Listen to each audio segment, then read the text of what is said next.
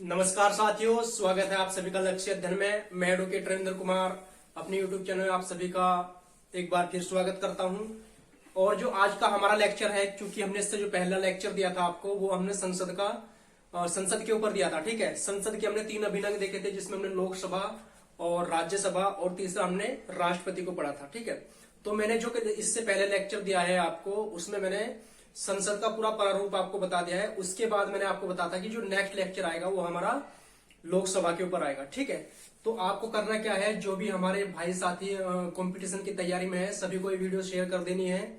और जिसे भी वीडियो पसंद आती है, प्लीज वीडियो को लाइक जरूर करें और नीचे कमेंट जरूर कर दें। ठीक है, क्योंकि आपके कमेंट से हमें प्रोत्साहन मिलता है कि हमें और कितना पढ़ना है और कितना आपको और ज्यादा प्रोवाइड कराना है। ठीक है, तो आप अपना सजेशन जरूर लिख के भेजें कमेंट में कि आपको किस तरीके से और आपको मटेरियल चाहिए। ठीक है, उसी तरीके से हम आपको पीडीएफ बना के भेजें या फिर आपको लिखवाएं भी साथ साथ, या डायग्राम के माध्यम से जो हमारा तरीका है वो आपको अच्छा लग रहा है तो आप थोड़ा सा अपना जरूर उसमें बताएं। ठीक है, तो हमने कल संसद के बारे में पढ़ा था और संसद के मैंने आपको 3 अभिनंग बताए थे। ठीक है, ये हमारी संसद है, तो इसके मैंने 3 अंग आपको बताए थे। राज्यसभा और इधर हमारा लोकसभा और यहां पर हो जाएगा हमारा राष्ट्रपति। ये तीनों ही क्या है, संसद के अभिनंग है, यानी कि तीनों से मिलकर हमारी संसद का निर्माण होता है। और अगर अनुच्छेद की बात करें तो अनुच्छेद हमारा आ जाएगा, अनुच्छेद यहां पर आ जाएगा 79। और अगर राज्यसभा की बात करें तो यहां पर अनुच्छेद आ जाएगा हमारा 80। और अगर राष्ट्रपति की बात करें तो यहां पर अनुच्छेद आ जाएगा हमारा 52। और अगर लोकसभा की बात करें तो यहां पर हमारा अनुच्छेद आ जाएगा 81। ठीक है, यहां तक हमने कवर कर दिया था। और इसी के साथ हमने देखा था कि हम राज्यसभा को किस नाम से जानते हैं और लोकसभा को किस नाम से जानते हैं, और राष्ट्रपति की जो भूमिका होती है कानून बनाने में, यानी कि जो हमारी संसद है, इसका जो महत्वपूर्ण कार्य है वो है विधि का निर्माण करना। ठीक है, विधि का निर्माण करना, यानी कि हमारे केंद्र की अगर बात करें तो केंद्र में जो विधानमंडल है, ठीक है, उसको संसद के नाम से जाना जाता है। और जो राज्यों में विधि बनाने की जो प्रक्रिया है या संस्था है, उसको हम राज्य विधानमंडल के नाम से जानते हैं। ठीक है, इसी को हम कवर करने के बाद सीधा हम राज्य विधानमंडल पढ़ेंगे।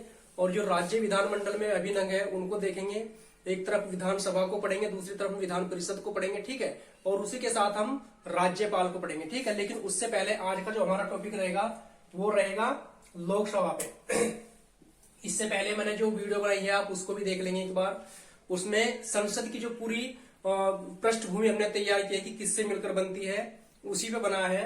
और संसद का प्रावधान किस भाग में है, किस अनुच्छेद में है, वो सारी चीजें मैंने इससे पिछली वीडियो में आपको कवर करा दी है। ठीक है, तो आज का जो हमारा टॉपिक रहेगा वो खाली लोकसभा के ऊपर रहेगा। लोकसभा में हम पढ़ेंगे कि लोकसभा का गठन कैसे होता है, इसके जो सदस्य होते हैं उनकी योग्यता क्या होती है, ठीक है, उनका कार्यकाल कितना होता है, ठीक है, और उनकी कार्य शक्ति जो भी है वो सभी एक एक करके हम देखेंगे। तो जो आज का हमारा पूरा फोकस रहेगा वो लोकसभा के ऊपर रहेगा। इसके बाद जो हमारा लेक्चर चलेगा वो चलेगा राज्यसभा के ऊपर। अब जब दोनों हम कवर कर लेंगे, लोकसभा और राज्यसभा, उसके बाद दोनों को पढ़ने के बाद हम सीधे आएंगे संसद की जो कार्य है और जो शक्तियां हैं उन्हीं को देखेंगे। ठीक है, तो आज हम किसको कवर करेंगे, आज हम लोकसभा को पढ़ेंगे खाली। ठीक है, चलिए। और वही तरीका हमारा रहेगा पूरा डायग्राम के माध्यम से कि हमको कैसे कवर करना है लोकसभा को। ठीक है,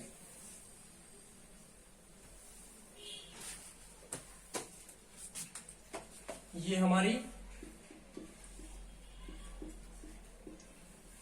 लोकसभा है। ठीक है, ये हमारी लोकसभा हो जाएगी। और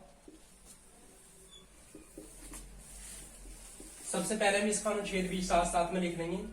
अनुच्छेद 81।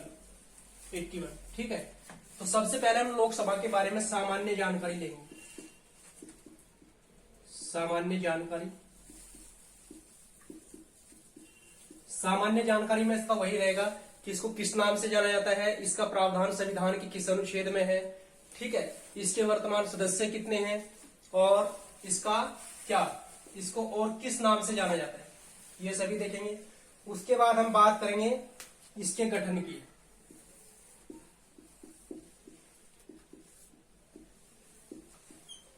लोकसभा का गठन, ठीक है। इसके बाद हम बात करेंगे सदस्यों की योग्यता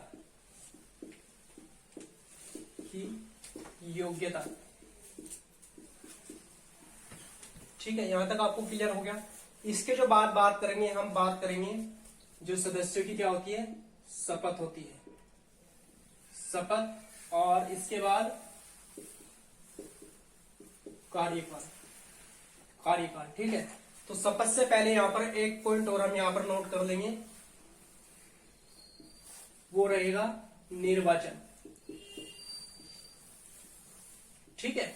ये चीजें हमको आज लोकसभा में कवर करनी है। सबसे पहले हम सामान्य जानकारी लेंगे, उसके बाद जो गठन होता है, किस प्रकार लोकसभा का गठन होता है, और गठन के बाद जो सदस्य इसमें आते हैं उनकी योग्यता क्या होती है, और जो सदस्य होते हैं उनका निर्वाचन कैसे होता है, उनको शपथ कौन दिलाता है, और उनका कार्यकाल कितना होता है, ठीक है। तो इन सभी पे एक एक करके हम क्या करेंगे, आगे एक एक करके सब पॉइंट नोट करते जाएंगे, ठीक है। तो यहां पर मैं इसको मिटा दे रहा हूं, आप इसका स्क्रीनशॉट भी ले सकते हैं। तो हम जो सबसे शुरू में टॉपिक उठाएंगे वो लेंगे सामान्य जानकारी, ठीक है।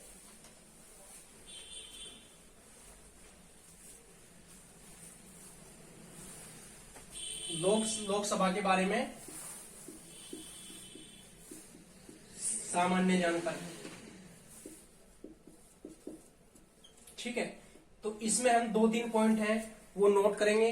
तो जो लोकसभा होती है इसको हम निम्न सदन,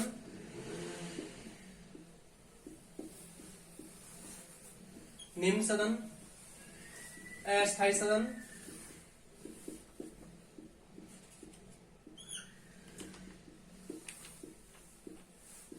प्रथम सदन,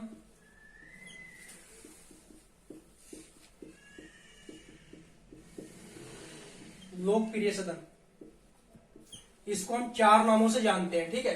कई बार आपसे क्वेश्चन पूछा जाए कि निम्न में से लोकसभा को किस नाम से जाना जाता है, आपके पास 4 ऑप्शन, इसमें से कोई भी 3 रहेंगे, एक कोई और दे देंगे। तो आपको ध्यान रखना है जो हमारी लोकसभा होती है उसको निम्न सदन के नाम से जाना जाता है, अस्थायी सदन के नाम से जाना जाता है। इसको हम आगे एक्सप्लेन करेंगे कि इसको अस्थायी सदन क्यों माना जाता है, प्रथम सदन क्यों बोला जाता है, और लोकप्रिय सदन क्यों बोला जाता है। सभी को एक एक करके देखेंगे, ठीक है। यहां तक आपको चीजें क्लियर हो गई होंगी। अब बात करते हैं इसमें सदस्य संख्या कितनी होती है, सदस्य संख्या, ठीक है। तो अगर इसके सदस्य संख्या की बात करें तो मूल संविधान में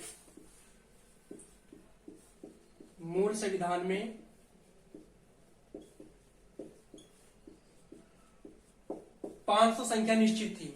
जब हमारा संविधान बना तो लोकसभा के सदस्यों संख्या 500 थी, किंतु समय समय पर यहाँ पर क्या हुआ, संशोधन होता रहा, और सबसे पहले 7वां संशोधन हुआ था, ठीक है। उसमें जो 500 से बढ़ाकर 525 कर दी गई। उसके बाद एक 31वां संशोधन होता है, उसमें जो 525 से बढ़ाकर 545 की गई, ठीक है। उसके बाद गोवा और दमन और दीव का क्या है, पुनर्गठन हुआ। तो उसके बाद 45 से 552 कर दी गई। तो जो सदस्य संख्या होती है वो वर्तमान में अगर देखा जाए,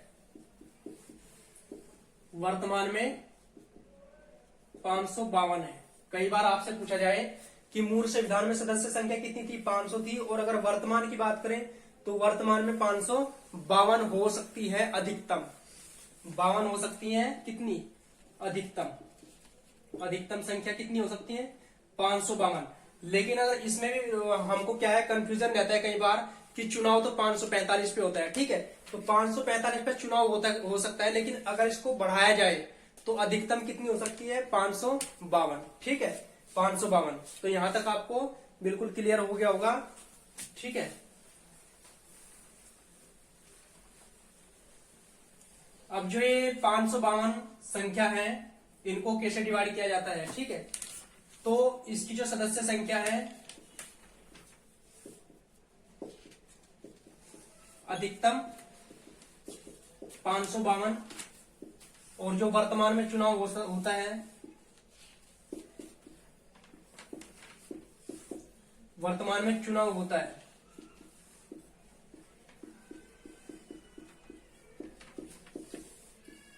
545 संख्या पे, 545 सदस्य संख्या पे। ठीक है, यहां तक आपको कोई डाउट नहीं होना चाहिए। तो इसमें जो आते हैं 545 में, तो इसमें जो आते हैं 530 सदस्य राज्यों से आते हैं, 530 सदस्य राज्यों से आते हैं।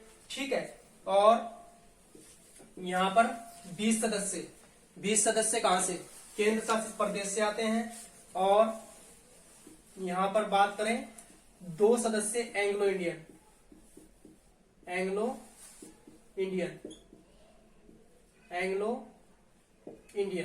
ठीक है, यहां तक आपको क्लियर हो गया होगा। और अगर इनकी बात करें तो कितने हो रहे हैं, अभी कितने हो रहे हैं। ठीक है, तो ये सदस्य हो रहे हैं यहां पर, ये हो रहे हैं 552। लेकिन जो अभी चुनाव होता है ये यहाँ पर अधिकतम हो सकते हैं कि इतने कहां से आ सकते हैं। अगर इधर भी हम डायग्राम में सेम बनाएं तो यहां पर क्या बनेगा, 530 राज्यों से और 20 सदस्य केंद्र शासित प्रदेश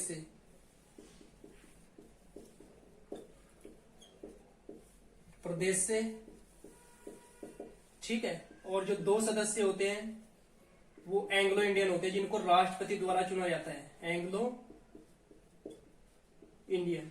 ठीक है, लेकिन ये रहेंगी 530, ये 530 रहेंगी। किंतु यहां पर वर्तमान में अगर बात करें तो यहां पर है 13 सदस्य। यहां पर संघ शासित प्रदेश से कितने सदस्य आते हैं, 13 सदस्य आते हैं। ठीक है, तो अगर हम बात करें वर्तमान की तो यहां पर 530, 13 और 2, तो ये बैठेगा 545 सदस्य वर्तमान में, जिन पर क्या होता है, चुनाव होता है। तो टोटल सदस्य कितने होते हैं, 545। ठीक है, और अगर अधिकतम सदस्यों की बात करें कि हो सकते हैं, तो यहां पर 530 राज्यों से आएंगे, 2 एंग्लो इंडियन, जिनको राष्ट्रपति को पावर है अनुच्छेद 331 के अनुसार। मैं इधर साइड में लिख देता हूं स्टार बनाकर। ठीक है, अनुच्छेद 331 के अनुसार राष्ट्रपति को शक्ति है, राष्ट्रपति को शक्ति है 2 सदस्य, 2 एंग्लो इंडियन सदस्य क्या करने की, मनोनीत करने की शक्ति, मनोनीत करने की शक्ति।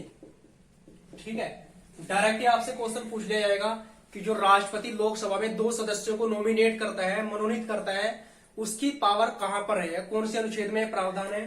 तो आपको बताना है अनुच्छेद 331 के अनुसार। ठीक है, ये जो 2 सदस्य यहाँ पर एंग्लो इंडियन चुने जाते हैं, राष्ट्रपति के द्वारा चुने जाते हैं अनुच्छेद 331 के अनुसार। ठीक है, तो यहां पर आपको क्लियर हो गया।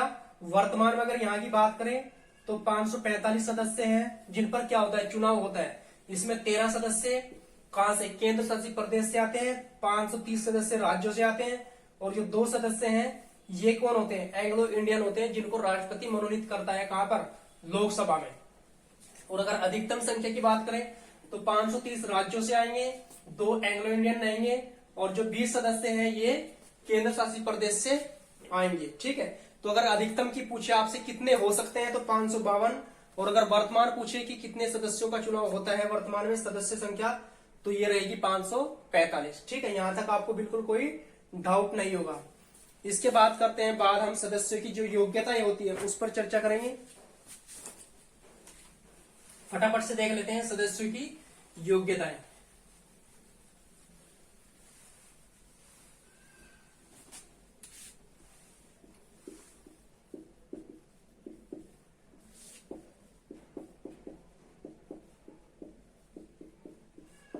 सदस्यों की योग्यता। ठीक है, इसमें 2-3 पॉइंट है, नोट करेंगे हम। सबसे पहले भारत का नागरिक हो,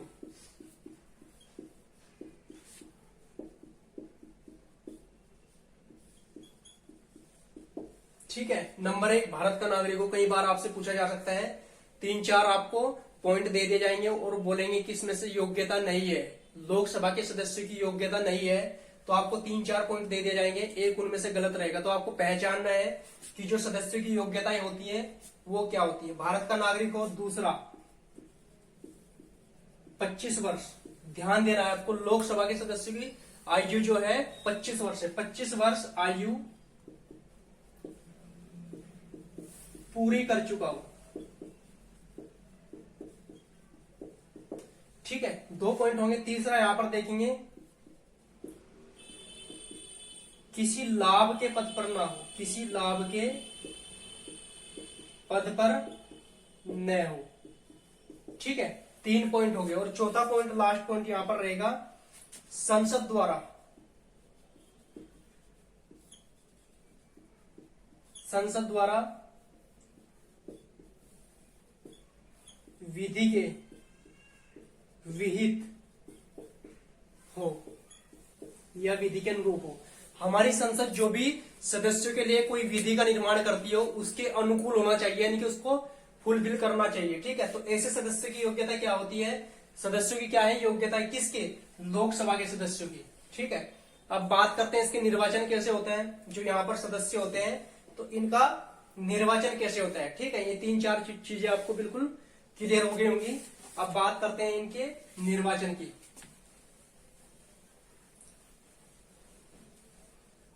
योग्यता हमने देख ली, इसके बाद हम बात करते हैं सदस्यों का निर्वाचन।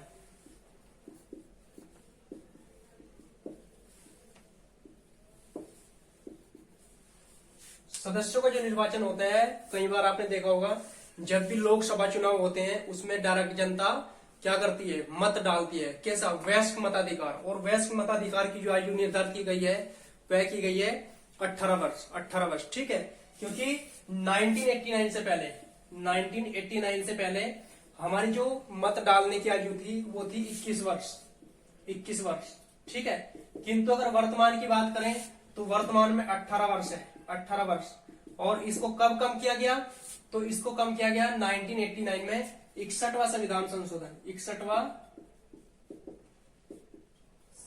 संविधान संशोधन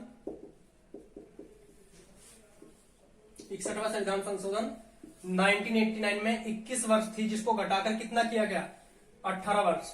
61वां संविधान संशोधन के अनुसार 18 वर्ष। अगर वर्तमान की बात करें, जो भी भारत का नागरिक है और 18 वर्ष पूरी कर चुका हो उसको मत डालने का अधिकार है, अपना मत देने का अधिकार है। ठीक है, तो जो लोकसभा के सदस्य होते हैं इसके निर्वाचन में कौन भाग लेता है, तो इसमें इसके निर्वाचन में भाग लेता है भारत का वह व्यक्ति जिसकी 18 वर्ष आयु पूरी हो चुकी हो, जिसकी 18 वर्ष पूरी हो चुकी हो। ठीक है, और ये जो सदस्य चुने जाते हैं इनको डायरेक्ट, प्रत्यक्ष रूप से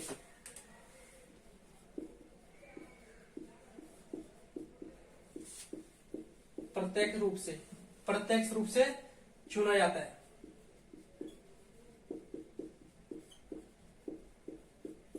वयस्क मताधिकार के आधार पर, वयस्क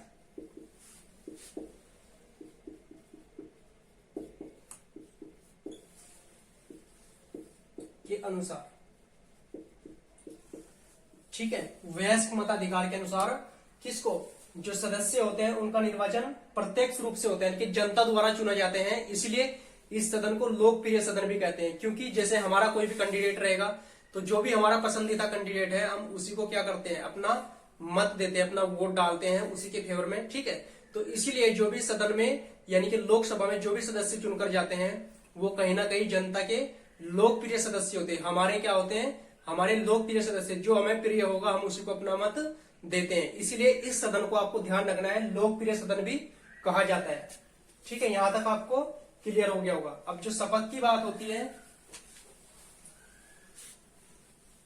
तो जो सदस्यों को शपथ दिलाई जाती है, जो शपथ दिलाई जाती है, तो ये शपथ दिलाई जाती है प्रधानमंत्री, क्योंकि जो सदस्य होते हैं इसमें से एक व्यक्ति प्रधानमंत्री नॉमिनेट किया जाता है राष्ट्रपति द्वारा, और जो प्रधानमंत्री को शपथ दिलाते हैं वो राष्ट्रपति दिलाते हैं। ठीक है, और प्रधानमंत्री की सलाह पर जो भी अन्य सदस्य होते हैं लोकसभा के उनको भी शपथ कौन देता है, राष्ट्रपति। आपको ध्यान रखना है। ठीक है, तो जो राष्ट्रपति देगा तीसरी अनुसूची के अनुसार, तीसरी अनुसूची के अनुसार राष्ट्रपति शपथ दिलाता है। राष्ट्रपति शपथ दिलाएगा या राष्ट्रपति द्वारा कोई भी, राष्ट्रपति द्वारा चुना हुआ सदस्य कोई भी, जिसको राष्ट्रपति चुनता है कि आप मेरे भी आप पे इनको शपथ दिलाओ, ठीक है, चुना हुआ सदस्य। या कोई भी ऐसा व्यक्ति जिसको राष्ट्रपति द्वारा चुना गया है, ऐसे व्यक्ति के द्वारा ही क्या सभी सदस्यों को शपथ दिलाई जाती है, ठीक है। तो यहां तक आपको क्लियर हो गया। एक बार हम रिपीट कर लेते हैं। जो सदस्य होते हैं वो 545, अभी चुनाव होता है 545 पे होता है, ठीक है। और उनकी योग्यता जो होती है, भारत का नागरिक हो, 25 वर्ष आयु पूरी कर चुका हो, किसी लाभ के पद पर ना हो, और जो हमारी संसद विधि बनाती है उसके अनुकूल होना चाहिए, ठीक है। और अगर निर्वाचन की बात करें तो निर्वाचन में भारत की जनता डायरेक्ट भाग लेती है, जो 18 वर्ष पूरा कर चुका है, यानी कि वयस्क मताधिकार का मत देना होता है। जिसकी भी आयु 18 वर्ष हो चुकी है उसको मत देने का अधिकार है लोकसभा सदस्यों के चुनाव में, ठीक है। और अगर शपथ की बात करें तो शपथ इनको जो है राष्ट्रपति द्वारा दी जाती है, ठीक है। और शपथ राष्ट्रपति द्वारा दी जाती है या फिर कोई अधीनस्थ अधिकारी, जो भी राष्ट्रपति द्वारा क्या होता है अधीनस्थ अधिकारी, या कोई एक ऐसा सदस्य जिसका नाम राष्ट्रपति द्वारा निर्धारित होता है, ऐसा व्यक्ति ऐसे सदस्यों को शपथ दिलाता है, ठीक है। अब बात करते हैं कार्यकाल की। कार्यकाल, ठीक है। कई बार आपसे क्वेश्चन पूछा जा सकता है। तो जो लोकसभा होती है इसका जो कार्यकाल होता है वो होता है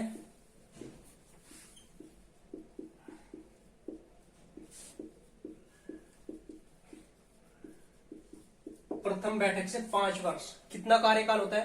प्रथम बैठक से 5 वर्ष। किंतु यहां पर आप बात नोट कर लेनी है, किंतु कार्यकाल पूरा होने से पहले ही, पूरा होने से पहले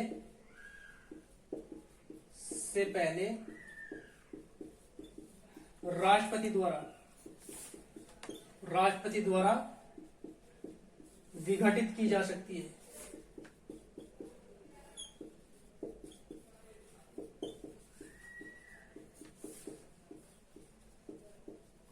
क्लियर हो गया आपको? जो लोकसभा है इसका प्रथम बैठक से 5 वर्ष तक कार्यकाल होता है, किंतु इससे पहले भी राष्ट्रपति द्वारा इसको विघटित किया जा सकता है, ठीक है। क्वेश्चन आपसे पूछा जाएगा कितना कार्यकाल होता है, तो कार्यकाल अगर लिखा रहे तो वहां पर आपको 5 वर्ष लिखना है। और अगर ऑप्शन ये रहे कि कार्यकाल पूरा होने से पहले ही राष्ट्रपति द्वारा विघटित की जा सकती है, तो इसका राइट आंसर रहेगा कार्यकाल पूरा होने से पहले राष्ट्रपति द्वारा विघटित हो जाती है। और अगर ये ऑप्शन ना रहे, तो अगर ऑप्शन रहेगा आपका 5 वर्ष प्रथम बैठक से, तो राइट आंसर हो जाएगा यहाँ पर प्रथम बैठक से 5 वर्ष, ठीक है। यहां तक आपको कोई दिक्कत नहीं होनी चाहिए, बिल्कुल क्लियर हो गया होगा। अब बात करते हैं इसी में से जो हमारे सदस्य होते हैं, तो इसी में से क्या होते हैं लोकसभा के पदाधिकारी। लोकसभा के पदाधिकारी, उनके बारे में भी छोटा सा हम देख लेते हैं। जो पदाधिकारी होते हैं ये 2 होते हैं, एक तरफ होता है अध्यक्ष और दूसरी तरफ होता है उपाध्यक्ष, ठीक है। इनके बारे में सामान्य जानकारी लेते हैं। जो अध्यक्ष होता है और उपाध्यक्ष होता है, इनमें से ही, यानी कि जो लोकसभा के सदस्य होते हैं इनमें से ही चुनाव कर लिया जाता है, और अपने समय से ही किसी एक व्यक्ति को अध्यक्ष चुन लिया जाता है और एक व्यक्ति को उपाध्यक्ष चुन लिया जाता है, ठीक है। तो इनका जो कार्यकाल होता है दोनों का ही 5 वर्ष होता है, इधर भी 5 वर्ष और इधर भी 5 वर्ष, इधर भी 5 वर्ष, ठीक है। तो ये जो अध्यक्ष होता है ये सदन की जो भी कार्रवाई होती है, यानी कि लोकसभा की बैठक की क्या करते हैं अध्यक्षता करते हैं, ठीक है। और ये जो त्याग पत्र देते हैं, यदि अपना त्याग पत्र दें तो अध्यक्ष उपाध्यक्ष को देगा और उपाध्यक्ष अध्यक्ष को देता है त्याग पत्र, ठीक है। त्याग पत्र किसको, यानी कि अध्यक्ष उपाध्यक्ष को देता है और उपाध्यक्ष अध्यक्ष को देता है, ठीक है। और अगर संसद के सदस्य चाहे तो 5 वर्ष पहले भी इनको 5 वर्ष से पहले भी अपने पद से हटा सकते हैं, किंतु इनको हटाने की प्रक्रिया जो भी चलती रही उससे 14 दिन पहले इन दोनों को सूचना देनी होती है, ठीक है, कि हम आपने क्या है आप कार्य को संचालन सही तरीके से और संविधान के अनुकूल नहीं कर रहे हैं, तो हम आपके खिलाफ एक प्रस्ताव ला रहे हैं आपको हटाने का, ठीक है। तो उनको 14 दिन पहले सूचना दी जाती है। अब इनका कार्य क्या होता है, तो जो अध्यक्ष हमारे होते हैं इनका कार्य होता है जो सदन की कार्रवाई चलती है उसकी जो बैठक होती है उसकी अध्यक्षता करना होता है। और मोस्ट जो इस अध्यक्ष का रोल होता है वो होता है कोई विधेयक, कोई धन विधेयक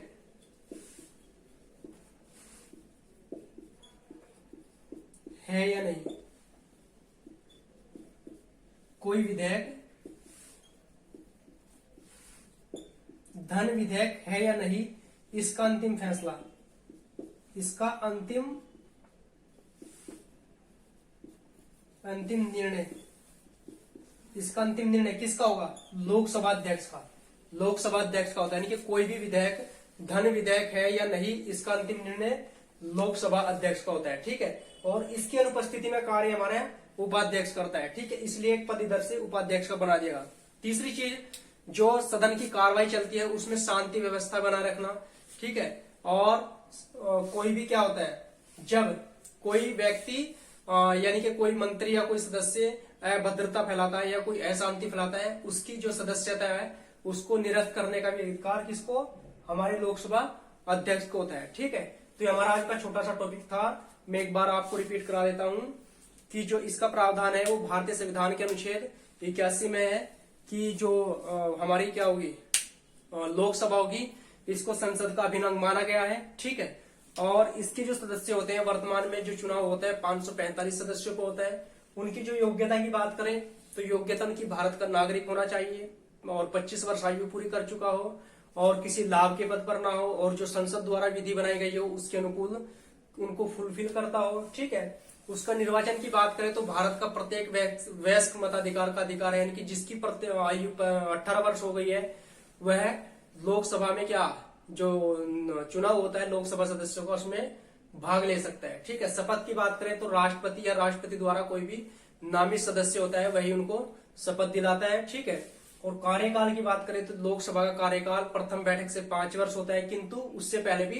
राष्ट्रपति इसको विघटित कर सकता है। ठीक है, और लोकसभा के 2 महत्वपूर्ण पदाधिकारी होते हैं, एक को अध्यक्ष बोला जाता है, एक को उपाध्यक्ष बोला जाता है, और दोनों का ही कार्य क्या होता है सदन में क्या होती है शांति व्यवस्था बनाए रखनी।